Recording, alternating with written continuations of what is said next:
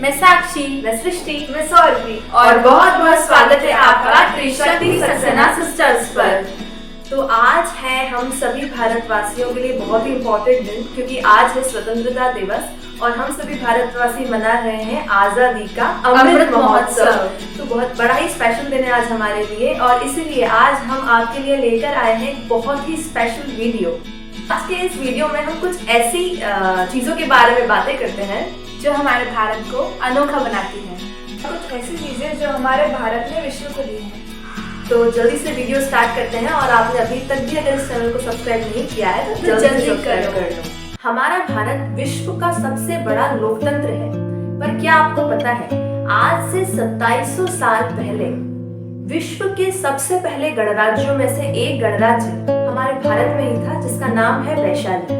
प्राचीन भारत में 16 महाजनपद हुआ करती थी। वैशाली उन्हीं में से एक वज्जी राज्य की राजधानी था। इस राज्य की राजनीतिक व्यवस्था एक लोकतंत्र की थी और वैशाली दुनिया के सबसे पहले गणराज्यों में से एक माना जाता है। आज के समय में अगर हम विश्व की सबसे प्रसिद्ध यूनिवर्सिटीज की बात करें तो या तो हम कैम्ब्रिज यूनिवर्सिटी की बात करते हैं या ऑक्सफोर्ड यूनिवर्सिटी की। पर क्या आपको पता है भारत की नालंदा यूनिवर्सिटी एक समय में विश्व की महान यूनिवर्सिटी हुआ करती थी। नालंदा यूनिवर्सिटी एशिया की सबसे बड़ी यूनिवर्सिटी थी, जहां पर छात्र दूर दूर से पढ़ने आया करते थे। जब भी विश्व की महान यूनिवर्सिटियों का नाम लिखा जाता था तो नालंदा उनमें से सबसे ऊपर होता था। ये बिहार के पटना से 90 किलोमीटर दूर 114 हेक्टेयर में फैली थी। इसकी स्थापना 450 ईसा पूर्व गुप्त वंश के एक शासक कुमार गुप्त ने करवाई थी। ये एक रेसिडेंशियल यूनिवर्सिटी थी और ऐसा माना जाता है कि ये विश्व की पहली रेसिडेंशियल यूनिवर्सिटी थी जहाँ पर हॉस्टल फैसिलिटी भी उपलब्ध थी छात्रों के लिए। दूर दूर से छात्र यहाँ पढ़ने के लिए आते थे। यहाँ पर कुल 2000 शिक्षक और 10,000 छात्र थे। यहाँ पर कई प्रकार के सब्जेक्ट्स पढ़ाए जाते थे, जैसे हिस्ट्री, पॉलिटी, आयुर्वेदा, एस्ट्रोलॉजी और बहुत कुछ। यहाँ पे एक विशाल लाइब्रेरी थी और ये मल्टी स्टोरीड बिल्डिंग थी। 780 साल तक यहाँ पर पढ़ाई हुई। 12वीं शताब्दी में एक इन्वेडर बख्तियार खिलजी ने इसको जला दिया था, और ऐसा माना जाता है कि यहाँ पर करीबन 90 लाख बुक्स वहाँ पर उस समय जल गई थी और महीनों तक ये जलती रही थी। इतनी बड़ी ये यूनिवर्सिटी थी। हमारे भारत की भूमि अध्यात्म, फिलोसॉफी, लिटरेचर इनके लिए काफी प्रसिद्ध है। पर क्या आपको पता है एंशिएंट इंडियंस का maths, science, astronomy, astrology, medicine, योग आदि क्षेत्रों में बहुत बड़ा कंट्रीब्यूशन रहा है। आपको ये जानकर बड़ा आश्चर्य होगा कि आज के मॉडर्न मैथ्स के concepts and theorems ancient Indian mathematicians को पहले से ही पता थे, लेकिन प्रॉपर दस्तावेज और प्रचार प्रसार की कमी होने की वजह से उन्हें वह जगह नहीं मिल पाई जो वो डिजर्व करते थे। हम सभी ने बचपन में सर्कल का सर्कमफेरेंस एरिया तो निकाला ही होगा, जिसको निकालने के लिए हमको पाई का यूज करना होता है। पर क्या आपको पता है पाई की वैल्यू सबसे पहले हमारे भारत के एक मैथमेटिशियन ने ही निकाली थी, जिनका नाम है बोधायन। और उन्होंने बहुत सारे थ्योरम्स एंड कॉन्सेप्ट्स दिए हैं जिनको वेस्टर्न वर्ल्ड ने बाद में रीडिस्कवर किया। इतना ही नहीं, उनकी एक पुस्तक सुलभ सूत्र में पाइथागोरस थ्योरम जैसी एक इक्वेशन पाइथागोरस के देने से पहले ही हमें मिलती है। आर्यभट्ट को तो हम सभी जानते हैं, जो कि भारत के एक बहुत ही महान मैथमेटिशियन हैं। इन्होंने भी बुधायन की तरह पाई की इंडिपेंडेंट वैल्यू कैलकुलेट की थी। उनके अनुसार पाई की वैल्यू 3.1416 थी। ये 5वीं शताब्दी के एक महान एस्ट्रोलॉजर, एस्ट्रोनॉमर, फिजिसिस्ट और मैथमेटिशियन थे। मात्र 23 साल की उम्र में इन्होंने आर्यभट्टीय नामक पुस्तक लिखी थी, जो उस समय के मैथ्स की एक कंप्लीट समरी थी। इसमें decimal system, number system, trigonometry, geometry, astronomy, algebra इन सभी के बारे में एक अच्छा एक्सप्लेनेशन मिलता है। आर्यभट्ट ने सबसे नोटेबल जीरो का आविष्कार किया था, जिससे उन्हें पृथ्वी और चंद्रमा के बीच का डिस्टेंस निकालने में काफी मदद मिली। स्पेस साइंस के क्षेत्र में भी आर्यभट्ट ने हमारे सोलर सिस्टम के बारे में बहुत सारे हाइपोथेसिस दिए थे, जो कि बाद में जाकर सच साबित हुए थे। एस्ट्रोनॉमिकल ऑब्जर्वेशन के आधार पर उन्होंने ये बताया था कि पृथ्वी अचल यानी इमूवेबल नहीं है, बल्कि अपने एक्सिस पर रोटेट करती हुई एक स्फेरिकल बॉडी है। उन्होंने हेलियोसेंट्रिसिज्म का कॉन्सेप्ट भी दिया था, जिसका अर्थ है कि बाकी सभी प्लैनेट सूर्य के चारों ओर चक्कर लगाते हैं।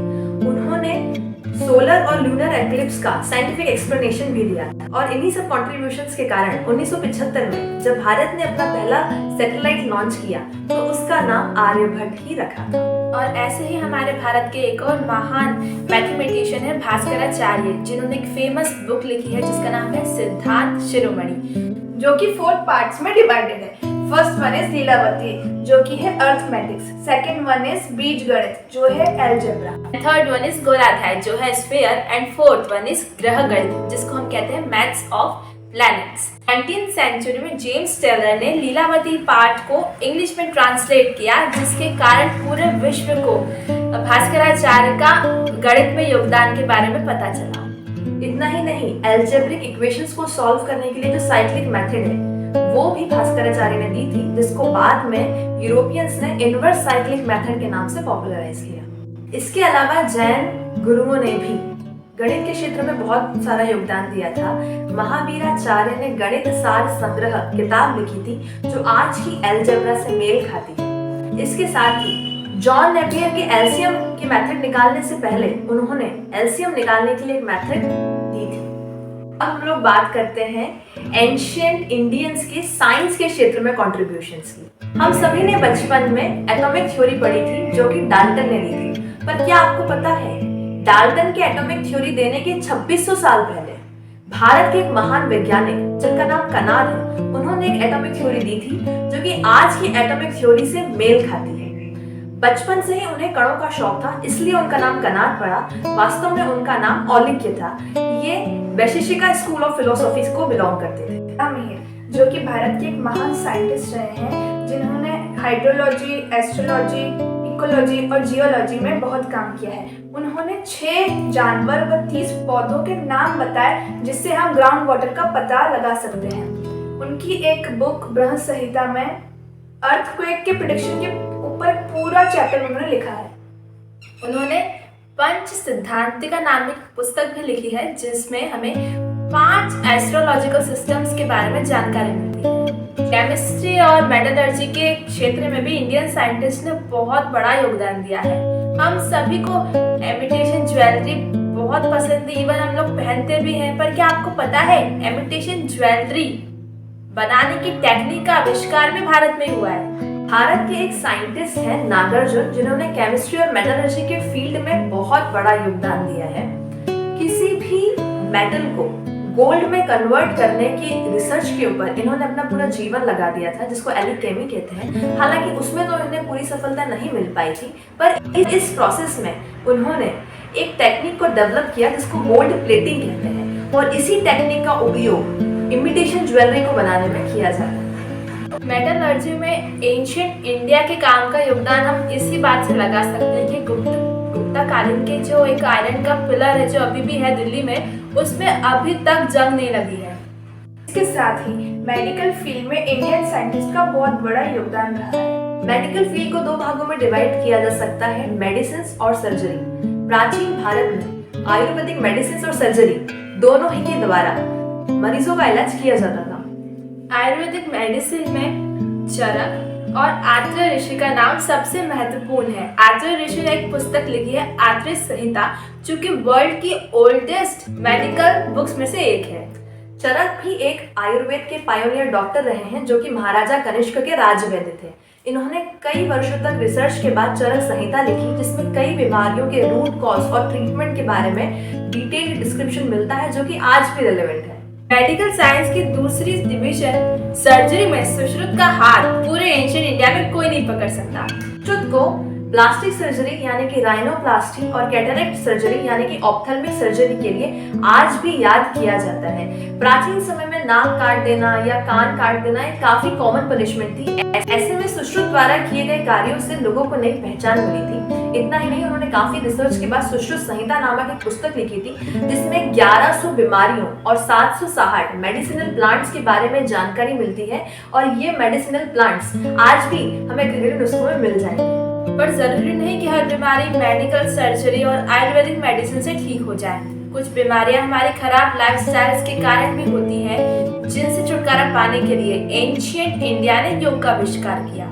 योग हीलिंग विदाउट मेडिसिन पे फोकस करती है। पतंजलि के योग सूत्र के अनुसार योग के अंतर्गत फिजिकल एक्सरसाइजेस यानी कि आसन, मेडिटेशन, ब्रीदिंग टेक्निक्स यानी कि प्राणायाम आदि के कॉम्बिनेशन से फिजिकल, मेंटल, इमोशनल और स्पिरिचुअल बैलेंस को अचीव किया जाता है। योग संस्कृत के वर्ड युज से बना है, जिसका मतलब होता है जोड़ना या फिर टू यूनाइट।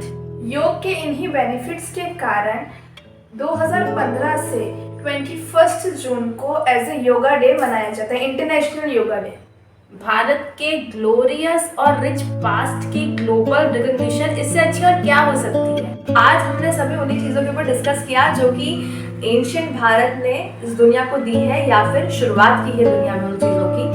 और ये अभी भी काफी कम ही हम बता पाए क्योंकि वीडियो नहीं तो बड़ा हो जाता और उनके अचीवमेंट्स उससे बहुत ज्यादा है। तो अगर आपको ये वीडियो अच्छा लगा हो तो आप इस वीडियो को लाइक जरूर करना और हमारे चैनल त्रिशक्ति सक्सेना सिस्टर्स को आप सब्सक्राइब कर लो अगर अभी तक भी नहीं किया है। हम लोग आपसे नेक्स्ट वीडियो में मिलते हैं। आपको एक बार फिर से आजादी के अमृत महोत्सव की बहुत सारी शुभकामनाएं। हम सब मिलते हैं आपसे अब नेक्स्ट वीडियो में। Stay fit, stay healthy, stay happy. नमस्ते।